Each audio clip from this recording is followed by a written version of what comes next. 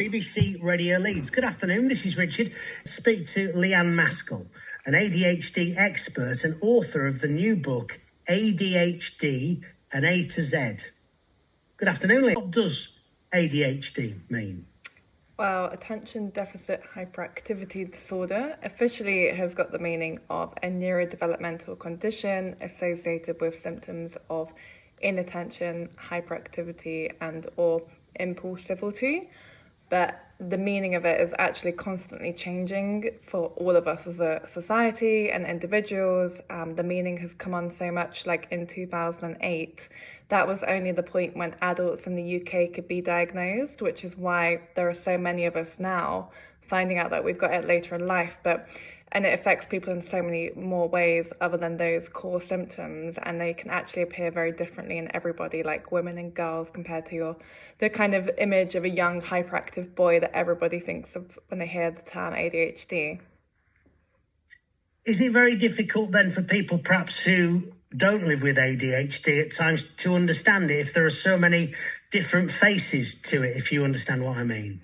Yeah, definitely. When I was first diagnosed and told I had ADHD, I was like, I don't have that. That's not real. I didn't believe that could affect somebody like me. I got A's in my exams. I had a law degree, but on the flip side, I couldn't even get up out of bed in the morning. I wanted to end my life all the time. I was constantly moving around the world, changing job, changing house, falling out with everybody I knew. And that to me doesn't match up with the terms of impulsivity and not being able to concentrate, because I could do exams fine, but I couldn't do the basics like having a shower. And so I think it's really hard for people, especially now, because there is more awareness about it, but obviously there's not the resources available to help people, like having those assessments that can take up to 7 years to get one on the NHS. Because that education has grown, the waiting lists have become very long, and then it's being picked up in the media, especially by people that have been able to afford to get it privately. And then that's created this culture of people saying, oh, everybody's got ADHD now. We've all got it, it's phones, screens, and I think we're living in a culture where our attention is enormously valuable. So there's a lot of stigma, misinformation, and difficulties in connecting there, because actually for a lot of people ADHD can be an incredibly disabling condition to live with, and just really exhausting for us to even understand ourselves, let alone explain to other people that have got their own idea of what that means.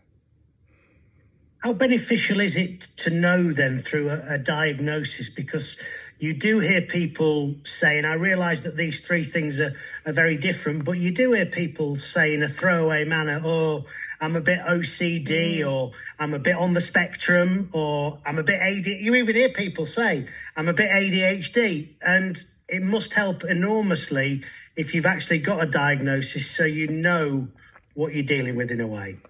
Yeah, it's completely transformative for me, but not so much the diagnosis, because that's what I really feel bad for people when they see celebrities or people talk about how that diagnosis changed their life. I didn't believe it for a long time until I heard someone talking about this experience of rejection sensitive dysphoria, the emotional dysregulation that can come with ADHD, causing someone to feel so dramatically bad they could actually end up suicidal for a short period of time before feeling okay again the next day. And it was only at that point, a few months later, that I said, oh, that's what I have, yes.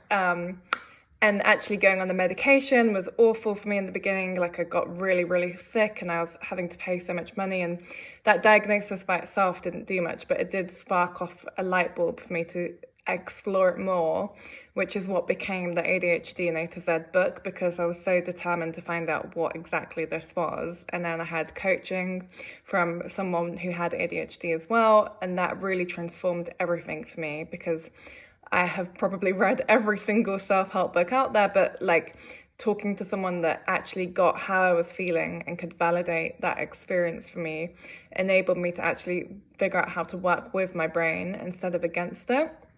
So I think it's a big combination, but what you said about everyone saying oh, I'm a bit ADHD, it can be really difficult when you have already struggled for so many years and thinking that you're being over dramatic or you're being lazy, because why can't I just do everything that everybody else seems to be able to do so easily? And for me personally, like, I could do a month's worth of work in my law job in a day, but I couldn't do the basic like Excel sheet. That would take me weeks every time, no matter how many times people told me what to do. Like, I still could not do these like very seemingly easy tasks. So we're already kind of invalidating ourselves so much so to hear people kind of dismiss it as a trend or something that everybody's just talking about to get attention is really, really quite damaging for a lot of people that are going through that process. And so many of them are waiting for an assessment that they believe is going to help them and give them that key to changing their lives, when what I do as an ADHD coach is try to help people immediately. Like, it doesn't matter if someone's given you a piece of paper that says, yes, you've got ADHD or not, but actually focusing on what are the things that you are struggling with that's leading you to believe that, and how can we start actually figuring out the strategies that work for you, instead of like thinking how I must get this piece of paper and then I'll be able to do my life. So that's my approach to it.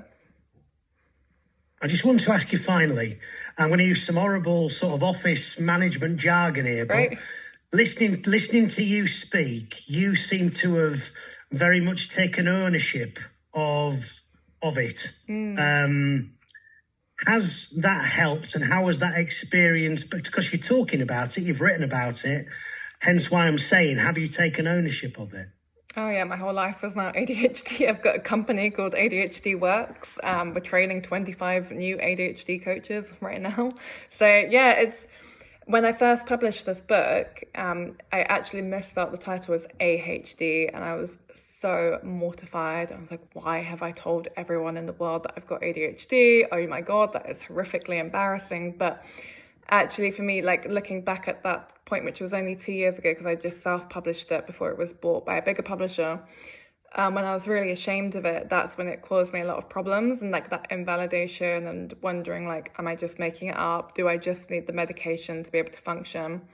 And now for me, I think once you can accept it, and like, again, that's why I'm saying the diagnoses are transformative for people, but like if those symptoms resonate with you, then like start working with that yourself anyway, and start accepting that about yourself and owning that as part of who you are.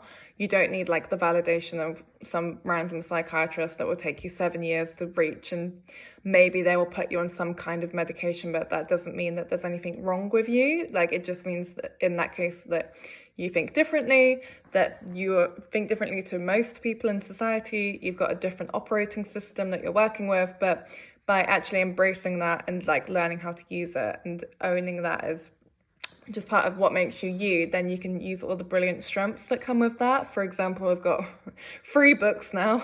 We've got lots, and like once you figure out how to like focus on your strengths and get help for the challenges, it can just become an incredibly useful part of who you are. But it doesn't have to be exactly who you are. It doesn't have to define you. It's just a part of you. Lovely to meet you. Thank you for your time this afternoon. If that resonates with you, Leanne Maskell's book is called ADHD, an A to Z.